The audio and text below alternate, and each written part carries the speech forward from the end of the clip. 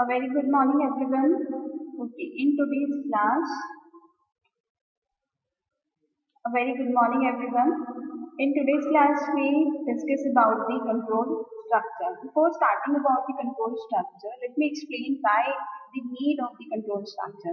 Basically, control structure change the flow of programs and enables us to construct complex set of instructions out of the simpler building blocks. Or simply we can say the control structure provides us the some visible options.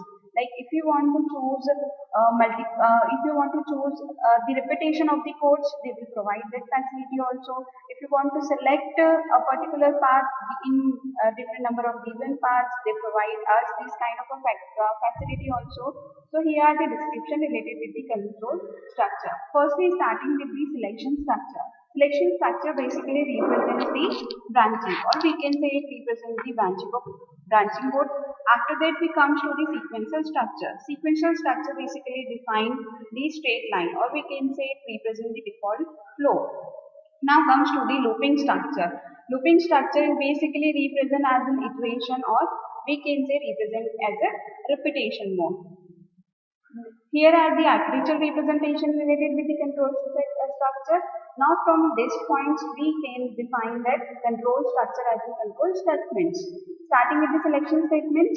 In today's class we discuss on the selection statements. So basically selection statements contain two types, if-else statements and switch cases. We further discuss about the or more representations related with the selection statement. Okay, starting with the selection statement. As I said, C++ has a following selection statements, like if you are using a simple if statement, what will the if statement basically represent? It specify a block of code to be executed if a specified condition is true. Mean of that, if condition is executed only in that condition at the specified block of, yeah, we can say the code mentioned in the body of if condition is executed only if the given condition is fulfilled. Now comes to the else statement, or we can say else structure. It specifies that block of codes to be executed if the same condition is false. If we consider these two conditions, these two statements together, so else part executed when the if condition is not fulfilled. In this case, the else part will be executed. Now comes to the use of the else if. First, specify a new condition for the testing if the first condition is false.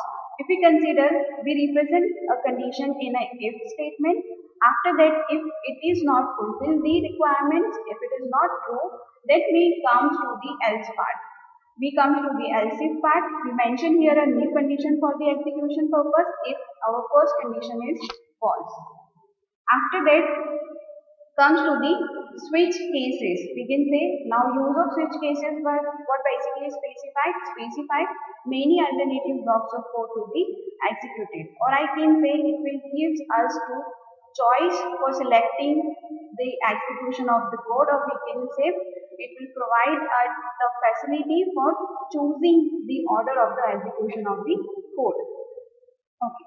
Start with the first if statement. As I mentioned, as I said already, use the if statements is basically to specify the block of C++ code to be executed if a condition is true.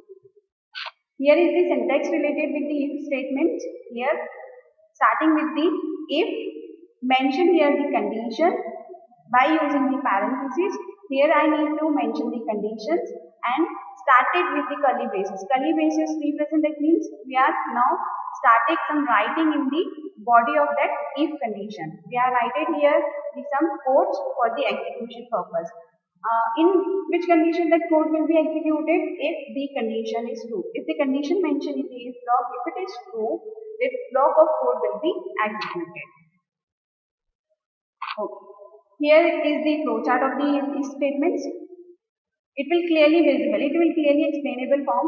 Like here represent as in text expressions like a condition. Condition represent as in text expression. Here will give our condition. If it is true, now we come to the body of if part, which is enclosed between the curly braces. After that, execution of the body part, starting the statement just below given if this statement will be executed, and if the text expression is false, directly comes to the statement just below given in the if statement if there are any statements given here and executed. This will be basically work of the, or we can say flowchart of the if statement. Okay, let's take an example, a basic simple example related with the if statements.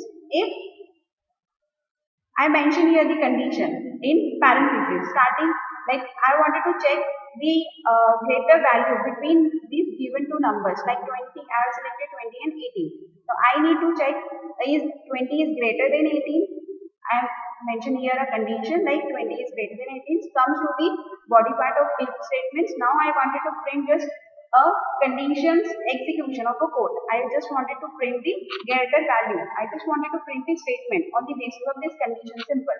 So I mentioned the condition here is 20 is greater than 18. In the statements, cout statements, I have print 20 is greater than 18 if that particular condition is true.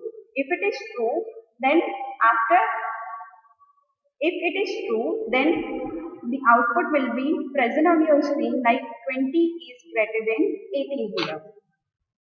One more example, if we take two variable, here I mentioned integer type of a variable x and assign a value 20, and integer type of variable y, assign a value 18. Now comes to the this part, if I wanted to check the value of this variable x and y, and in short I am going to check the again check the values like x is greater than y. If this condition is true, like x is greater than y, it will print.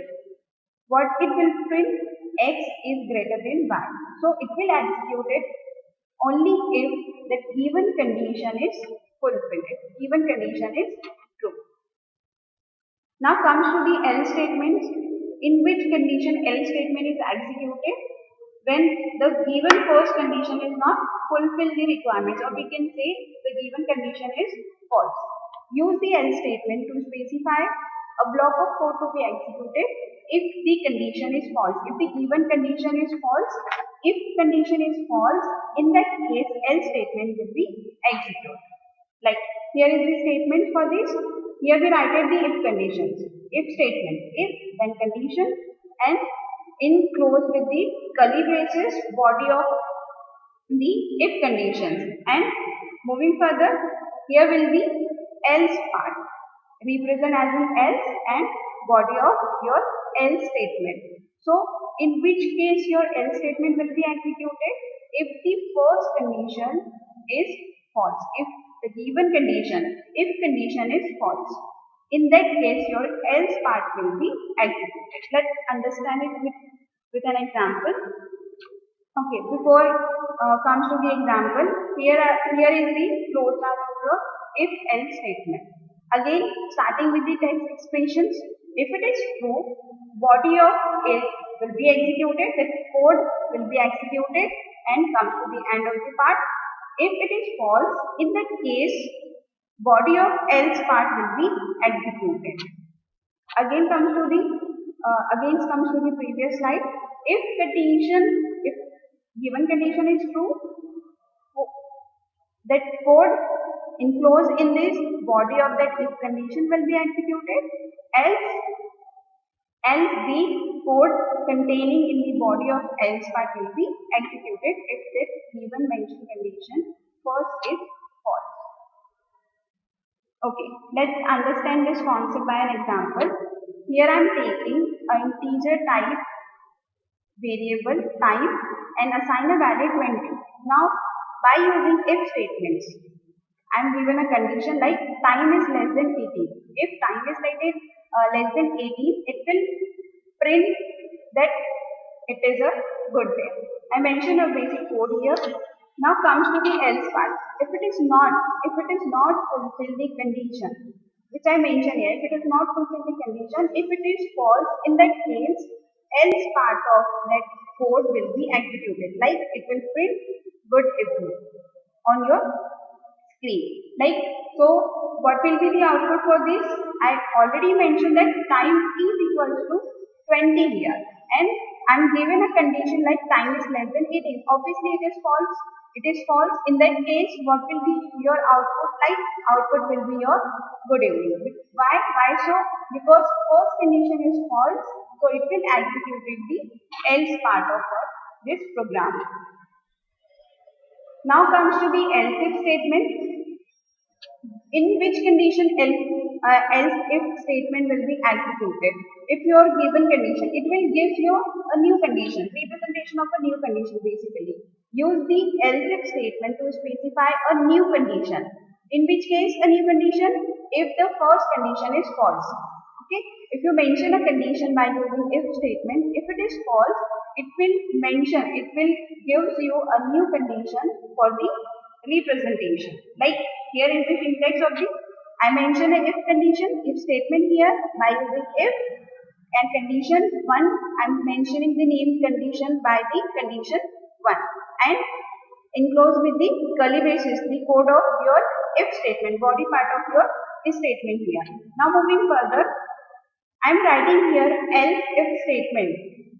Else if statement which gives a new condition for execution purpose. In which case this code will be executed if the first condition is false and second condition is true. In this case, this code will be executed. Okay. Now comes to the combining form of this code. Why we are using the else if condition? If I am mentioning a condition here, if it is true, obviously if it is true, the code given in this if statement will be executed. If it is false, so we have an option that else part will be executed. Else part will be executed in which condition? When the given if initial condition is false. Now we have another option of the else if you want to check a program on the basis of some condition, not a one or two condition, more than a two condition. In this case, we have else if option which gives a new condition.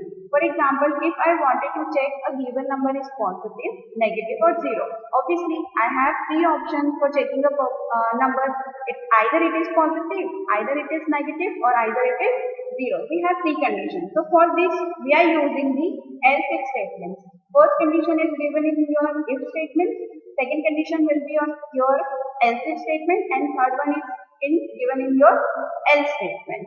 In this case, we can easily check the number in basis of three categories: positive, negative or zero. Okay, let's understand this concept by an example. Simple. Here I am declaring a variable, integer type of variable time, and assigning a value 22. Simple form. Okay. Firstly, I am using the if statements. First condition: if given time is less than 10, so it will print the value like what? Good morning. If this condition is true, what will be in your output? What will be your output? Like good morning. And if it is not true, in this case, if I mention another condition, like I wanted to check if time is less than 10, it will print good morning. And also I have another option, if time is less than 20, it will print good day. If both the conditions are not satisfied, we have else part. Otherwise, it will need to print good evening. Comes to the beginning again. I mentioned here a if condition. If time is less than 10, if it is represent time is less than 10. In this case, the output will be good morning. If it is true, the output will be good morning. Otherwise, we have else condition, it will print the else part of good morning. But here we have another condition we can say. Here we another new condition. If I wanted to check time is less than 10, so it will print this. If time is less than 20, it will print this. Otherwise, in default case, it will print the good evening case. So, good evening case, or we can say else part executed only if your first and second condition is false. If first condition is false, it will come to the second condition, check the else if statement. If this condition is true, it will print this statement. It will not execute your else part. If it is not true, if first condition and second condition will not do, then in that case it will bring the your else part, your third condition. Okay, next one is comes to the switch case. Switch case basically, why we are using the switch case? If we have the if else statements, already we have the if else statements, we have master if else statements that will also provide us the facility to reuse our code, to select the option in a given code, to execute the particular selection, or we can say particular condition. Then why we are using the switch case? A simple description related with this switch case. This statement allows a variable to be tested for equality against a list of values. Simple concept, tested for against a list of values. That means in switch case, where we mention the different condition, or we can say different cases. So we can, as per the need of program, we can manipulate, we can change the order of the execution of code on the basis of selection particular cases. Let's see like further elaboration of this. Each value is in this is called a case, as I mentioned, and the variable being switched on is checked for each classes. As per the given variable values, we check the individual cases mentioned here. Now, switch is control statement that allow a value to change the controller execution. I already mentioned it. We can control the execution of your program. We can change the control of execution of your program. So why we are using the switch case? In previously statement we mentioned there is some kind of a flow of execution. If one condition is false, then execute the another condition. If second condition is false, it will execute the another condition. But by using switch case, we can execute it particularly selective code of your program. Okay, comes to the syntax of the switch case. By using switch keyword and represent the different cases values, here we are using. Like for example, we are mentioning here case 1. It represents for the n is equals to 1. That means code to be executed if n is equals to 1. We match this value. Case 1 is executed if in case given statement, if I mention here n is equals to 1, then in this case, that case 1 will be executed.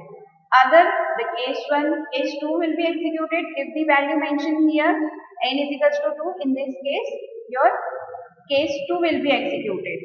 If both the case values not match with this given n values, in this case we have a default option that default area will be executed. Code to be executed if the given values, if n doesn't match any cases, those are mentioned here. Let's understand it with the flow chart, or starting with the expression of condition which you have given here. Okay, in case 1, it represents the code containing some kind of a code, case 2 also containing some kind of a code, case 3 also containing some kind of a code, and we have a default option for this. If I mention the value n is equals to something, like here I mention n for case 1. If it is matched, n is equals to 1 mentioned here. So in this case, your first case will be executed. Otherwise, if no match is found, in this case, your default area, this code will be executed. This statement will be executed. Okay. So here are the description related with your selection structures. Now, index lecture, we discussed about the programming concept related with it. We need to make some kind of a program which actually explain the concept of selection structure based on the example I mentioned in this slide. Thank you. That's it for today's session.